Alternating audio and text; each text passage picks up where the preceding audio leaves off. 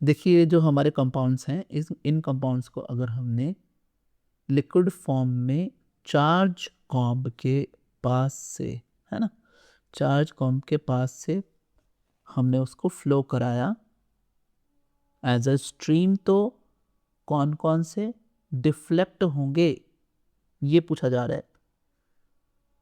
सवाल थोड़ा सा अलग तरीके का है लेकिन सिंपल। बस हमें ये समझना है कि कोई भी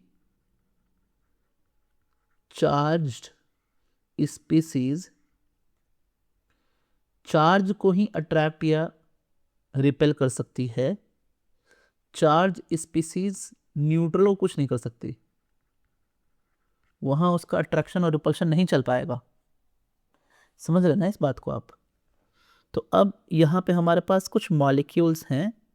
अब देखिए वो कौन कौन से मॉलिक्यूल्स हैं। एक तो है हमारे पास O2 है, HF है, H2O है, NH3 है, H2O2, CCl4, CHCl3, C6H6 और C6H5Cl।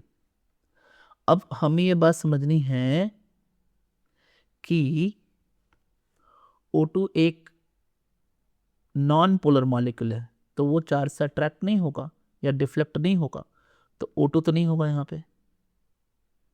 फिर CCl4 क्या है, एक नॉन पोलर मॉलिक्यूल है, तो ये भी नहीं होगा। फिर हमारा जो बेंजीन है वो भी नॉन पोलर है, तो भी नहीं होगा। तो फिर कौन कौन होंगे? 1 2 3 4 5 और 6।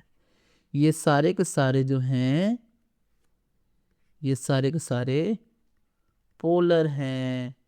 पोलर जो वर्ड आया वो कहाँ से आया है? वो आया है पोल से। किससे आया है? पोल।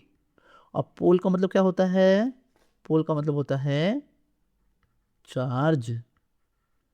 तो जो भी पोलर मॉलिक्यूल हैं वही इस कॉम्ब के चार्ज से डिफ्लेक्ट होंगे, बाकी नहीं जो नॉन पोलर हैं।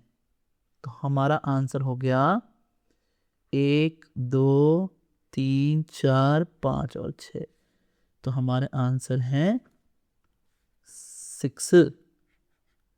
ये है हमारा आंसर।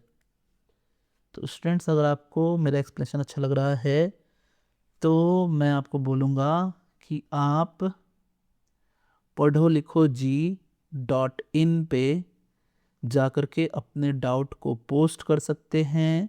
मैं पर्सनली रिव्यू करके उसको, उसके सॉल्यूशन को मैं पोस्ट करूँगा। थैंक्स। Subscribe for more.